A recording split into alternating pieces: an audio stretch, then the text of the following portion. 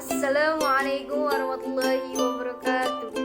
Alhamdulillahirrabbilalamin. Wassalatu wassalamu ala asrafil anbiya'i wal mursalin wa ala alihi wa sahbihi ajma'in. Amma ba'du. Pertama-tama yang saya hormati yaitu Ibu Hajah Sri Mariati MA selaku dosen pengampu mata kuliah Kesehatan Mental, dan rekan-rekan sekalian yang saya hormati. Di pertemuan kali ini yang insya Allah diberkahi oleh Allah Subhanahu wa Ta'ala, kita akan membahas pengertian ruang lingkup, prinsip-prinsip dan fungsi kesehatan mental.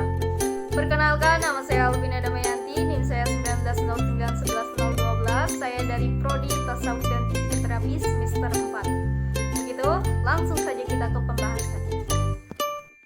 Baik, pembahasan yang pertama yaitu pengertian kesehatan mental. Kesehatan berasal dari kata sehat. Sehat mengandung pengertian keadaan yang sempurna secara biopsikososial, lebih dari sekedar terbebas dari penyakit dan kecacatan.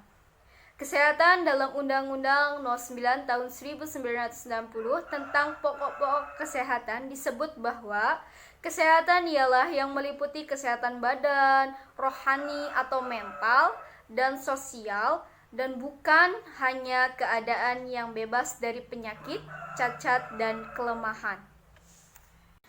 Menurut Piper dan Uden, kesehatan mental adalah suatu keadaan di mana seseorang tidak mengalami perasaan bersalah terhadap dirinya sendiri, memiliki estimasi yang realistis terhadap dirinya sendiri, dan dapat menerima kekurangan atau kelemahannya, kemampuan menghadapi masalah-masalah dalam hidupnya, memiliki kepuasan dalam kehidupan sosialnya, serta memiliki kebahagiaan dalam hidupnya.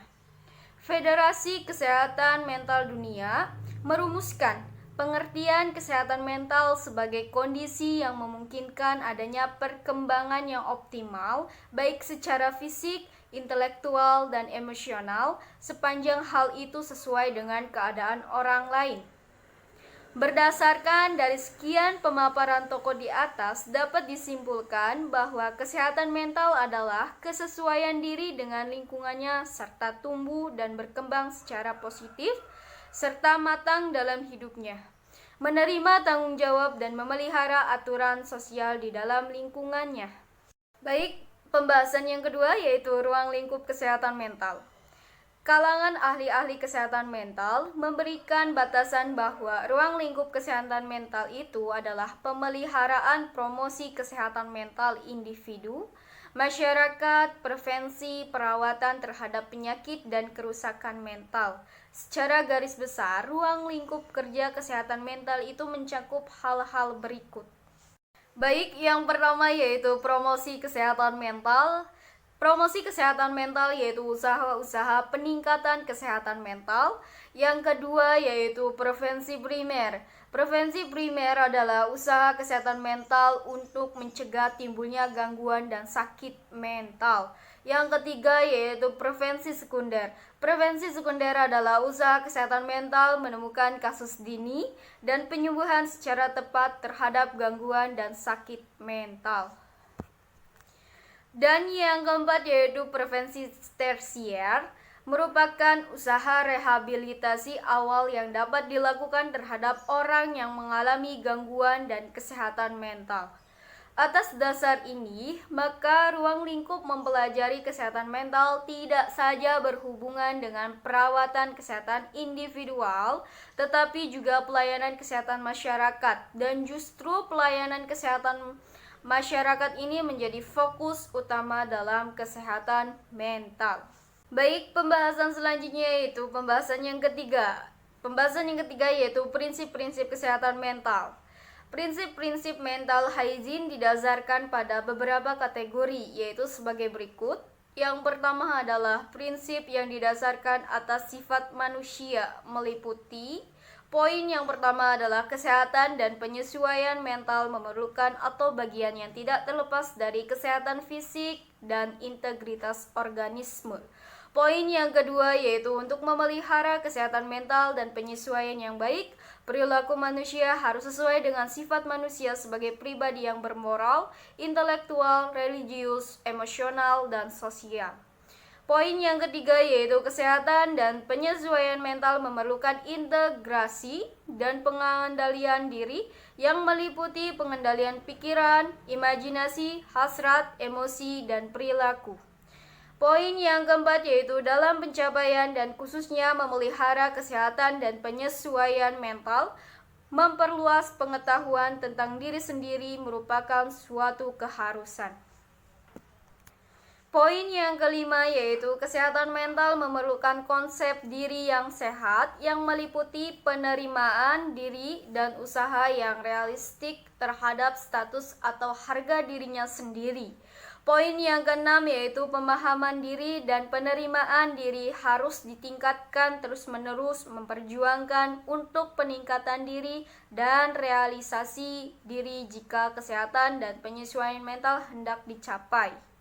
Poin yang ketujuh yaitu stabilitas mental dan penyesuaian yang baik memerlukan pengembangan terus-menerus dalam diri seseorang mengenai kebaikan moral yang tertinggi, yaitu hukum, kebijaksanaan, ketabahan, keteguhan hati, penolakan diri, kerendahan hati, dan moral. Poin yang kedelapan yaitu mencapai dan memelihara kesehatan dan penyesuaian mental tergantung pada penanaman dan perkembangan kebiasaan yang baik. Poin yang kesembilan yaitu stabilitas dan penyesuaian mental menuntut kemampuan adaptasi, kapasitas untuk mengubah meliputi mengubah situasi dan mengubah kepribadian. Poin yang ke-10 yaitu kesehatan dan penyesuaian mental memerlukan perjuangan yang terus-menerus untuk kematangan dalam pemikiran, keputusan, emosionalitas, dan perilaku. Poin yang ke-11 yaitu kesehatan dan penyesuaian mental memerlukan belajar mengatasi secara efektif dan secara sehat terhadap konflik mental dan kegagalan dan ketegangan yang ditimbulkannya. Yang kedua yaitu prinsip yang didasarkan atas hubungan manusia dengan lingkungannya, meliputi yaitu poin pertama adalah kesehatan dan penyesuaian mental tergantung kepada hubungan interpersonal yang sehat, khususnya di dalam kehidupan keluarga. Poin yang kedua yaitu penyesuaian yang baik dan kedamaian pikiran tergantung kepada kecukupan dalam kepuasan kerja. Poin yang ketiga yaitu kesehatan dan penyesuaian mental memerlukan sikap yang realistik, yaitu menerima realita tanpa dispori dan objektif. Yang ketiga yaitu prinsip yang didasarkan atas hubungan manusia dengan Tuhan, meliputi poin yang pertama adalah stabilitas mental memerlukan seseorang mengembangkan kesadaran atas realitas terbesar daripada dirinya yang menjadi tempat bergantung kepada setiap tindakan yang fundamental. Poin yang kedua yaitu kesehatan mental dan ketenangan hati memerlukan hubungan yang konstan antara manusia dengan Tuhannya. Baik, pembahasan selanjutnya yaitu pembahasan yang keempat. Pembahasan yang keempat adalah fungsi kesehatan mental. Mengenai fungsi mental hygiene bagi kehidupan manusia, dalam pengertian tersebut terungkap bahwa mental hygiene itu memiliki fungsi pemeliharaan, pencegahan, dan pengembangan atau peningkatan kondisi mental agar tercapai mental yang sehat. Dengan demikian, mental hygiene berfungsi untuk memelihara dan mengembangkan mental yang sehat dan mencegah terjadinya mental yang sakit. Selain itu, kesehatan mental juga merujuk pada Al-Quran Surat Yunus ayat 57, yaitu yang artinya, "Hai manusia, sesungguhnya telah datang kepadamu pelajaran dari Tuhanmu dan penyembuh bagi penyakit-penyakit yang berada dalam dada dan petunjuk serta rahmat bagi orang-orang yang beriman." Berdasarkan ayat tersebut, penulis dapat menyimpulkan bahwa Allah telah menurunkan Al-Quran sebagai penyembuh dari penyakit-penyakit yang berada dalam dada manusia. Penyakit dalam dada yang dimaksud tersebut adalah hati atau kalbu manusia, sehingga dalam hal ini apa yang dimaksud dalam ayat tersebut sangat berkaitan dengan kesehatan mental, sebagaimana fungsi kesehatan mental yakni preventif dan kuratif. Tentu saja hal tersebut telah tercantum di dalam Al-Quran dan kita selayaknya hamba Allah Subhanahu wa Ta'ala dapat mengikuti apa yang diperintahkannya.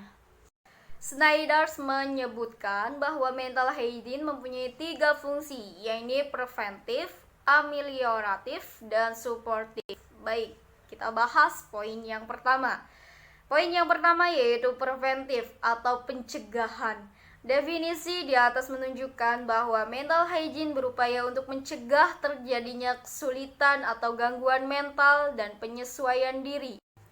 Fungsi ini menerapkan prinsip-prinsip yang menjamin mental yang sehat seperti halnya physical hygiene, memelihara fisik yang sehat.